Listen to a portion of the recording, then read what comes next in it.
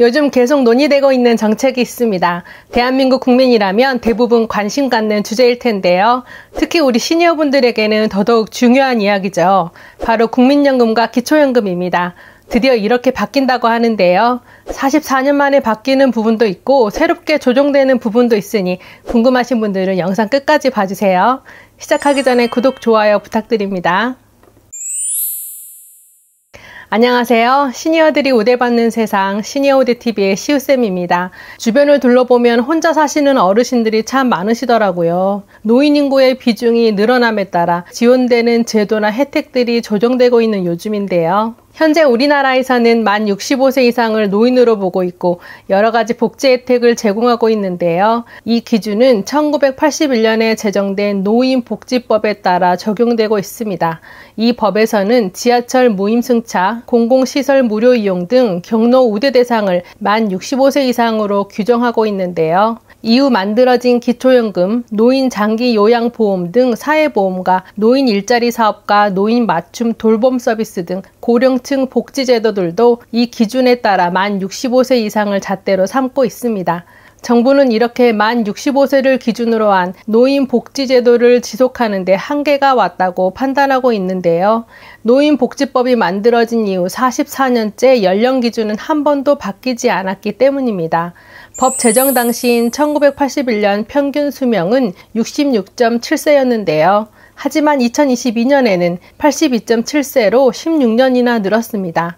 게다가 작년부터 노인 인구가 전 인구의 20%를 차지하는 초고령 사회로 진입했다는 소식 많이들 들어보셨죠? 문제는 심각한 저출산인데요. 일할 사람은 줄어드는데 재정 혜택을 받을 인구만 계속해서 늘어날 것이라는 전망입니다. 통계청 장래 인구 추계에 따르면 오는 2072년 전체 인구에서 65세 이상 노인 인구가 차지하는 비중은 47.7%로 예상되고요. 20.3%인 올해보다 27.4% 늘어나는 것으로 인구 절반쯤이 노인이라는 것인데요.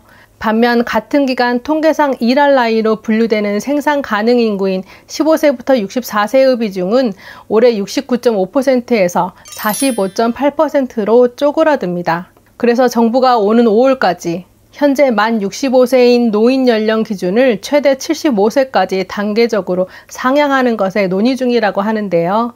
앞서 지난 2019년 정부 차원에서 노인 연령을 70세로 올리려고 했었습니다. 하지만 고령층의 반대로 흐지부지 된 적이 있는데요. 또 2015년 당시 2심 대한노인회장도 같은 제안을 했지만 결과는 같았습니다. 연금기금이 말라가고 있는 요즘 실정에 44년 동안 계속 지속해온 65세 노인 연령의 기준이 유지되는 것은 어려워 보이는데요. 여러분들의 생각은 어떠신지 댓글로 남겨주세요. 요즘 뉴스나 기사를 보면 연금개혁으로 정치권에서 여야의 대치가 뜨겁습니다. 노인 연령 외에도 기초연금이 지금과 다른 변화가 생긴다고 하는데요. 먼저 국민연금 얘기부터 해볼게요. 지금의 우리 국민연금 제도는 위험 수위에 달해 있는 실정입니다. 지금 이대로라면 2041년부터 기금의 적자가 예상되고요. 2055년에는 완전 소진될 전망이라고 합니다. 그래서 드디어 여야가 국민연금 모수개혁 방안의 공감대를 형성하면서 이제 연금개혁 과제는 구조개혁으로 넘어가게 됐는데요. 모수개혁의 결론은 보험료율 9%에서 13%로 인상, 소득대체율은 40%에서 43%로 조정하는 데 합의를 했습니다. 그렇게 되면 기금 소진 시점이 2064년으로 기존 예상보다 9년 연기되는데요. 구체적인 숫자로 보자면 월 300만 원 받는 40대를 기준으로 보면요. 현재는 9%인 27만 원을 보험료로 냅니다. 여야의 잠정 합의안에 따르면 매년 0.5%포인트씩 부담률이 높아져 2033년에는 최종적으로 보험료율이 13%로 조정되고요. 월급이 같다면 보험료 39만 원을 내게 됩니다. 잠정 합의안의 핵심은 이렇게 더 낼 경우에 얼마를 받을지인데요. 일할 때 소득 대비 40% 대신 43%를 연금으로 주겠다는 내용입니다.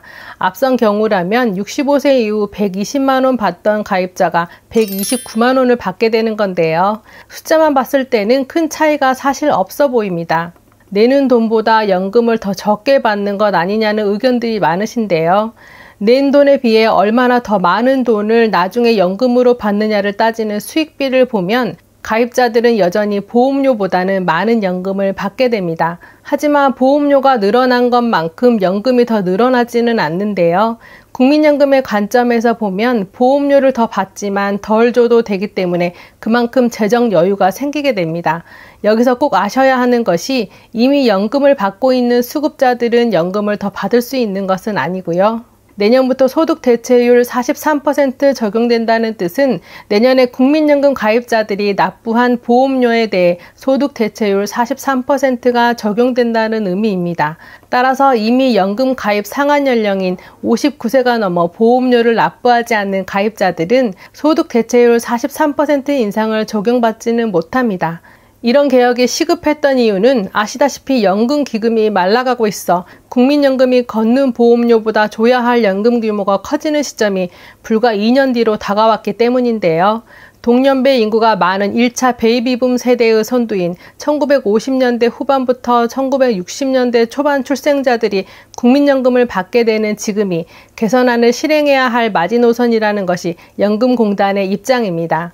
재정에 적자가 나면 사실 여러분들이 받는 연금뿐만 아니라 우리 경제에도 큰 영향을 미치게 되는데요. 국민연금이 수익을 내기 위해 금융시장에서 운영하고 있는 자금 규모가 지금 기준으로 1,200조 원에 이릅니다.